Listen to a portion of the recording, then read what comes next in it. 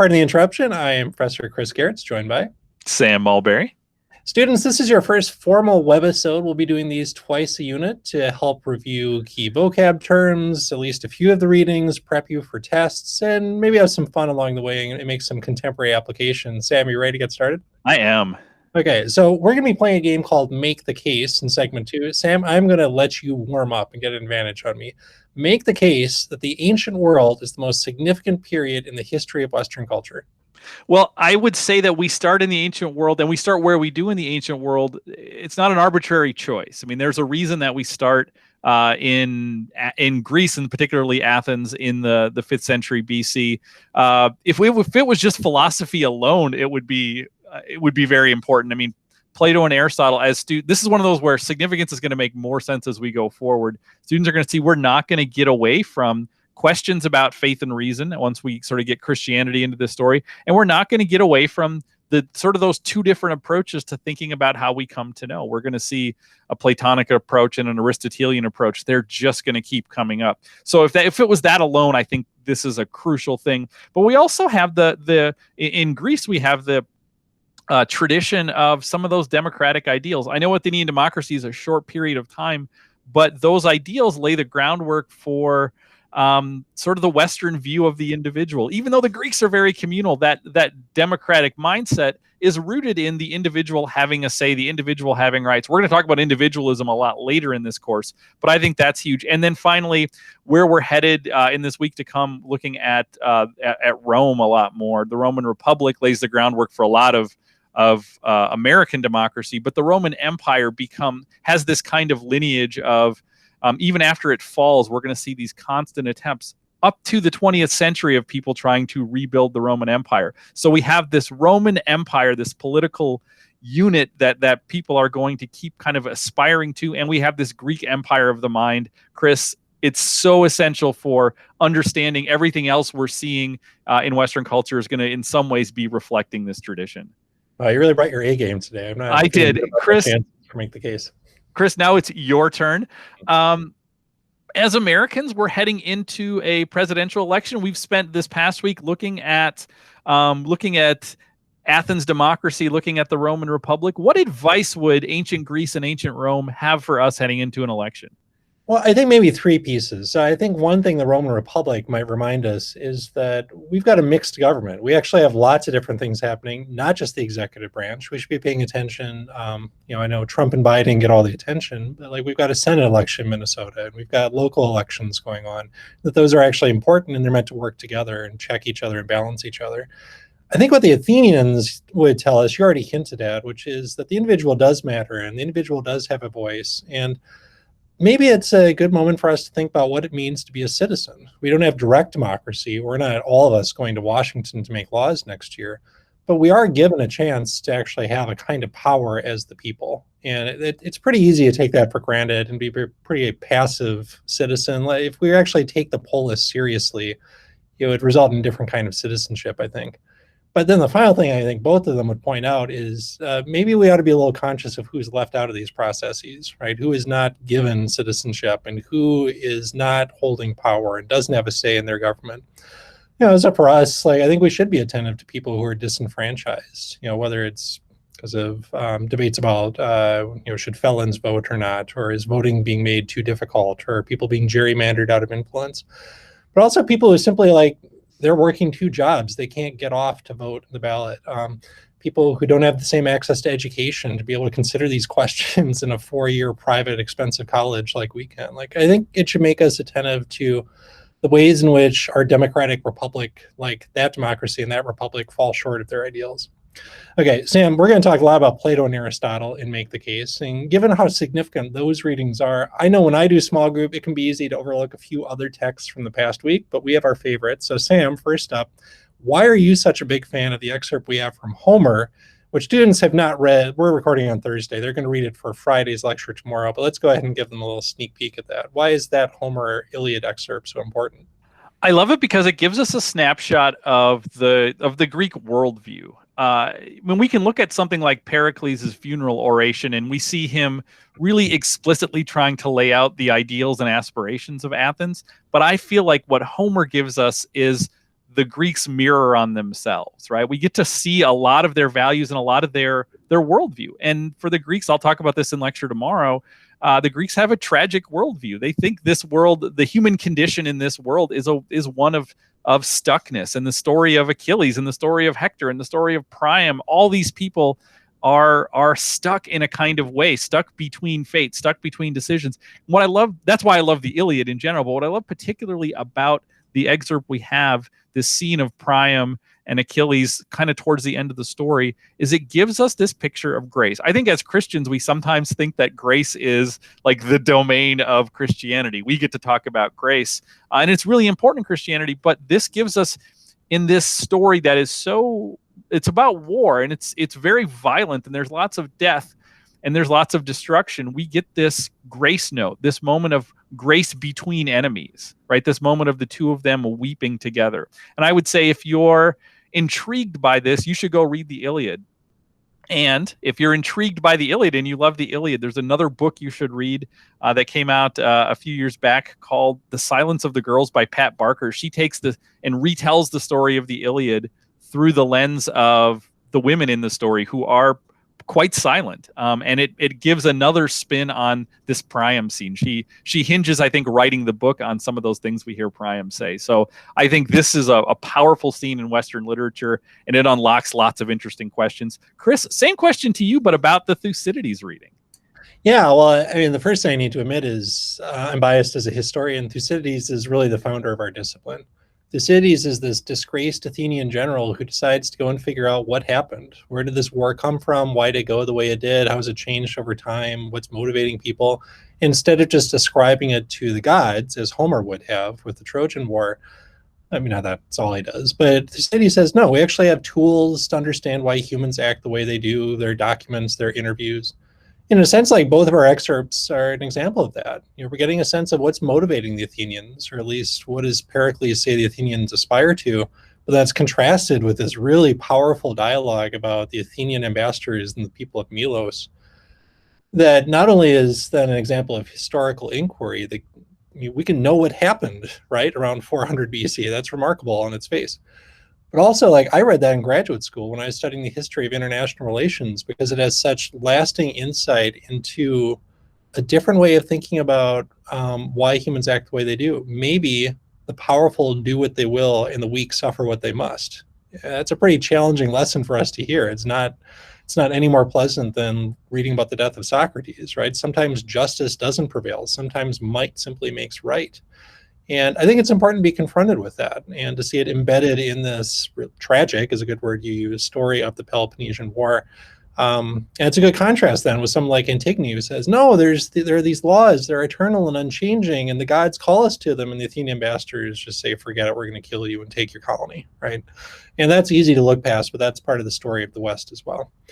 Sam, it's still, I think, 17 days. I think I did the math wrong in the first version of the script, and I told my students it was 11, so sorry. It's 17 days until the first unit test in CWC, but it's not too early to start thinking about studying for that. Any advice on how to prepare for that exam this early in the unit? Yeah, because I think that's a great question, and I actually think this is the exact time to be thinking about it, because you're going to look at that test and say, oh, it's open note, it's open book, I'm going to be fine. It's like, yes, you're going to be fine. But the important thing is that if you're relying on looking a lot of things up during the exam, that's going to be a problem, because there is a time constraint on the exam. So I would say my biggest piece of advice is study each week like it's a mini version of the exam. Take the readings and terms that we have for the week, write up those terms, go through those readings, and really try to cut down to what is the key ideas, the big ideas from each of these readings, and build yourself a good organized set of notes. Because the key to doing well on that test is going to be doing that work and being organized. And I think a part of this is you're going to be tempted, and I know you will, you're going to be tempted to just say, oh, somebody else has already put these notes together, I can just use that, I can save myself time. And I promise you, the learning comes in the time spent. The time you spend building good notes, actually working through that vocab, that's where the learning is really happening. So don't shortchange yourself by taking some of those shortcuts, because they are going to be easier in the short term, but they're going to hurt you in the long term. Well, and that's why I'd say that's in many reasons the reason we do a weekly quiz. It's to help you do that kind of weekly test. And so even though we know it's an open note, open book quiz, you have time, right, to do that. This is a time to start cultivating those habits. Like try to take the quiz based on the review, the notes you've taken. If you want to go ahead and double check it, that's fine. But you have to start getting into those habits because this test is going to be here before you know it. Okay, well, that's our introduction. Those are just a few of our headlines we're going to talk through. After a break, we're going to come back and make the case surrounding a few questions we've already heard from the ancient world and dive deeper into a couple of the important readings you've had so far.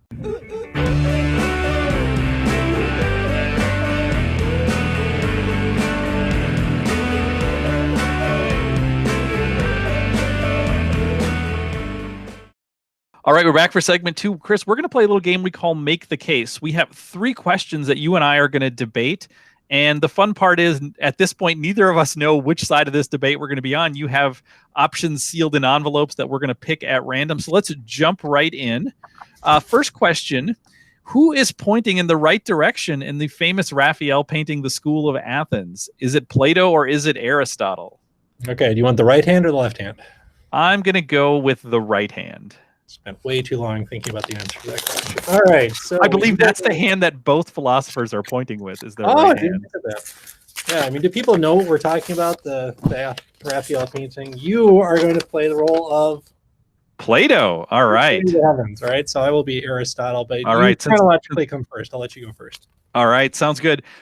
Here is why I think Plato's pointing in the right direction. I think Plato, as we're going to see in this course, is so influential to Christianity. Dr. Shady talked about this in her lecture, how much Plato the things he's talking about are going to get picked up by Christians because they're helpful for understanding the gospel. This idea that there is more to life than this world around us. And to a large degree, that this world is a world that that is not going to endure, right? This is why Plato is less interested in this world. It's not that he thinks it's uninteresting, but it doesn't endure. It doesn't last the way that those eternal truths of the forms are. He thinks that the key thing for the good life is making sure your mind, or what he would say is your soul, is pointed beyond this world. And I think that is, pointed to those eternal things, pointed to those forms. And I think that's a really key idea for Christians. We're going to talk in a few weeks about Augustine, and he's going to say, I saw the gospel when I read the Platonists. I saw the truth when I read the Platonists, right? Not in the same words of scripture, but those same truths. And so I think Plato is right on the money with where we should be thinking. Okay, well, I'm going to make the case for Aristotle, who's saying, keep it down here, old man. No, this world actually does matter, and maybe it does endure. Maybe it's changing and imperfect and sometimes disgusting and disappointing, but there is truth down here. Now, when I talk about this with students, I always talk about the sciences, right? Because that's the easiest way to see it. Like anyone majoring in biochemistry or environmental studies or non-theoretical physics understands what it's like to look at something, to analyze something, to catalog something, to analyze it, to experiment, right? Compare and contrast. But I also think about my own discipline. I mean, historians spend most of their time not contemplating the heavens, but looking down here at the past of Earth, right? And to gather evidence in the way that Thucydides does. And I think that's something really powerful. We are telling the stories of people who we think don't endure. They've died, right? They're transient and they're gone. We're going to actually make them come to life in a sense, because we're going to study their ordinary, mundane, flawed, imperfect lives, things that are kind of beneath Plato's notice. I think there's something powerful about that. And even as a Christian, theologically, it makes me think about the power of the incarnation, that even the Word, even the spiritual, perfect form of the Word took flesh and dwelt among us and could be seen and heard and touched, and who ate and who died and rose again. But whose stories then were recorded for us to know. Like, there's something powerful about using our senses to gather information of otherwise ordinary, basic, mundane kinds of things we can still learn a lot from. Okay. All right, question number 2. It's taken 2,500 years, but we finally figured out which one. That's right. Better. Okay, number 2. True or false? Aristotle is giving our students good advice for living a good life in his Nicomachean Ethics. Okay, I'm going to take number 1. I don't know what's in this envelope, but I'll just take the one labeled number 1, and then see which one I'm advocating for. It's not as exciting as... Okay, I will make the case for true. Yes, Aristotle is giving excellent advice to our students because Americans are people of extremes. We are impulsive and we fly from one side to another, and we do not necessarily think that much about cultivating virtues. We think about living in the moment and living for now, and you only live once, right? Maybe we need to step back a little bit, and maybe college is a good time to do this, to think about what would it look like to live a life of virtue? What would it look like to try to become temperate people, wise people, prudent people, people of justice? And as Christians, maybe we could think about Paul's virtues, people who are loving and faithful and hopeful. And maybe that's not going to happen overnight. Maybe we can't just like decide and it's suddenly going to become prudent and wise and faithful and hopeful. Maybe we've got to invest some time and energy in this. Maybe what we need to do is practice it. Maybe we have to decide, I'm going to try to become a more prudent kind of person, and I'm going to work at it, and eventually it will become a habit, and eventually that will shape my character. But, maybe that means I'm going to have to kind of calibrate. I'm going to have to find what's in the middle of those things. And it's going to mean that, I'm not going to be rash. I'm not just going to throw myself headlong into something on instinct, but also means I'm not going to be so cautious that I never act. I'm going to be prudent. I'm going to be the mean of those two excess and defects, and I'm going to find this virtue. And I think that if we think about it, that actually applies to a lot of life situations, and it's a good way to think about the kind of character we're forming at a place like Bethel. Well, so I got to say, no, that's great. I got to say, when I saw this question, I was like, please give me true, because what am I going to say about false? But then, you know what? I thought about it, and think about some things you said there. I totally agree that Aristotle's right about we need to build habits in these virtues. But here's where he's wrong, is he says there's a problem with excess. And let's think about what Martin Luther King says. He says sometimes there's a problem with being an extremist, but he says there are some places where extremism makes perfect sense, right? And there's some of the things you mentioned, Chris: faith, hope, love. Do we have an excess of love? Is that a problem? I mean, I actually think, when we're thinking about some of those, Aristotelian kind of earthbound virtues, those rational virtues, I think there is something to that, looking at moderation and things like that. But I think when we're thinking about some of those things which maybe should be at the core of how we live, faith, hope, and love, those are things that I think I tend to lean more towards King and say, I want to be an extremist. I want to be excessive in those things. I don't want to try to moderate my love as I live through this life. I don't want to moderate my faith as I live through this life. Chris, Aristotle is leading you astray, my friend. Oh, shoot. You're right. What am I talking about? And you are the most extreme person I know, Sam. You know wherever you speak. Okay, last one. What's our question? Better non-Christian role model for Christians, Socrates or Judas Maccabeus? Okay, I'm just randomly picking an envelope. Do you want this one, or do you want me to take this one? You pick the one you want. I'll do the one I want. Okay. Well, you want to be an extremist. You can be Judas Maccabeus. That works. Socrates actually is a role model for early Christians. As one thing they wrestle with is, was it possible that people could have been righteous without Christ or without the Hebrew scriptures? And they look at someone like Socrates, who dies 400 years before Christ, who's not in contact with Judaism. And they have to say it, like, in a lot of ways, he's a pretty admirable character. He is a man who is humble, but also wise. He is seeking after a universal kind of truth. He is asking questions that lead us towards justice and righteousness, and he dies a martyr's death, right? He is someone who is willing to be sacrificed for a greater good. So later martyrdom stories, like there's a Christian named Polycarp who dies in, I think, what's now Turkey in the middle of the 2nd century. And Socrates says, how could I betray Athens? I followed her and I benefited from Athens all my life. How could I betray my leader? And Polycarp will say the same thing. He'll just substitute Christ. How can I betray Christ simply because it cost me my life? And so I think I have a problem with Socrates' notion of we should do this because we should obey the state, right? Like, that's something as an American I want to wrestle with a little bit. But I think there is something pretty powerful about being true to your convictions, even when they're inconvenient to you. And maybe we bear witness not so much through the violence that you're about to celebrate, but through self-sacrifice instead. Maybe that's a pretty Christian thing to think about. Well, I did draw the short straw here. It's kind of hard to make the case for Judas Maccabeus, but I think the hard part is every argument I want to make kind of works for Socrates too, because what I look at is Socrates' decision is to accept suffering, right? And we're going to see that in the early church. I mean, that's in the Credo. He says, I am basically going to accept this punishment. So there is this degree of acceptance. And I mean, what the Maccabees are trying to do is they're looking at what's wrong in the culture, and they're calling for transformation. Now they're calling for the means of the transformation is the part that's my sticky point, because I want to believe that I don't believe in violent transformation, and these that's what the Maccabean revolt is. This is not a war of words. So I struggle with looking at them as a Christian role model in terms of their actions there, but in terms of thinking about their faithfulness to what they're called to be religiously, and that really is foremost, and they're not willing to compromise on that.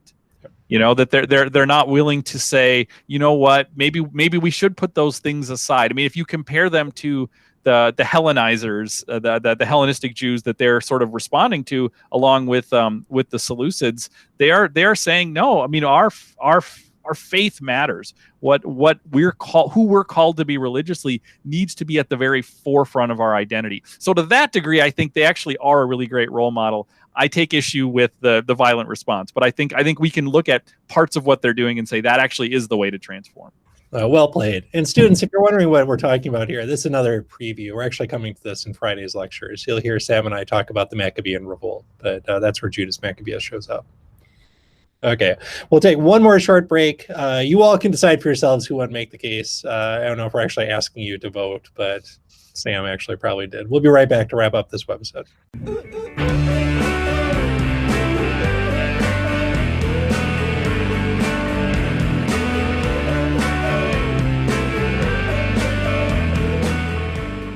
Okay, we're running out of time for this webisode. So Sam, it's happy time. You ready? I am. Okay, happy birthday to Chris Columbus, who, the director of the first two Harry Potter movies, Home Alone and the second Home Alone, Mrs. Doubtfire and Goonies and Gremlins and many other great films. Sam, if you could name yourself after a famous person from CWC, not Christopher Columbus, who would it be? Well, if I'm picking anybody from the course, I love the name Erasmus. That's sort of a favorite. But if I have to pick someone that we've covered so far in the course, it's actually pretty hard because there's so many awesome Greek names. I love the name Aristotle. I love the name Achilles. So I will go with Achilles Aristotle Mulberry. Do you remember the Vikings player Erasmus James? I do. Yeah, that's pretty good. All right, Mulberry. That's right. Chris, happy anniversary to the biggest scientific experiment in history, the Large Hadron Collider, which started on this day in 2008 in Geneva, Switzerland. Chris, what can you tell us about the Large Hadron Collider? So Sam, as a liberally educated person, I of course know what the Large Hadron Collider is. It starts with these hadrons, and there are small hadrons, but these are large hadrons. And sometimes you want to make them collide with each other. So you build a large hadron. My advice is you go talk to Roland King in our chemistry department, who actually did a sabbatical at CERN in Geneva, Switzerland, and you ask him what the Large Hadron Collider is. Is that fair? It is, and there's a great documentary, I think it's called Particle Madness, about the Large Hadron Collider as well. I should have given you this question. What really good stuff there. The Large Hadron Collider is. Good grief. All right, happy trails to Mary Wollstonecraft, the British writer who's often regarded as the first feminist philosopher. She died this day in 1797. You're actually going to read from her before December. Who's more significant, Sam, Wollstonecraft or her writer-daughter, Mary Shelley? Well, I've already tipped my hand that I sort of lean towards the arts in terms of if we're thinking Homer over Thucydides. I'm going to go with Mary Shelley because Frankenstein is a brilliant book. If you haven't read it, you should. It's really amazing. So I'm definitely on the Mary Shelley side of this. It's the one thing I actually do think the humanities program does better than us. We don't read Frankenstein, and they often do. But otherwise, but I'm glad we read Mary Wollstonecraft too. That's right. All right, students, remember that we're, again, doing this on a Thursday. On Friday the 11th, only those students who are in Sam's group, my group, or Amy Poppinga's small group should attend lecture in the underground. Everyone else, you can watch a recording later in the afternoon on Moodle. And by the way, let's all thank Sam for doing the work of turning those recordings out and putting them on Moodle so we can make this system work. Any other reminders, Sam? It seems like students are figuring things out after a couple weeks of classes. Yeah, I feel like the tension has lowered. Yeah. Yeah. So, of course, we're always here if you have questions, your small group leaders. We'll be doing another one of these right before the first test, but hopefully this was helpful to you. Sam, take us away. All right. Well, we look forward to seeing you in lecture tomorrow and all the good CWC stuff to come. And until then, say goodnight, Stacy.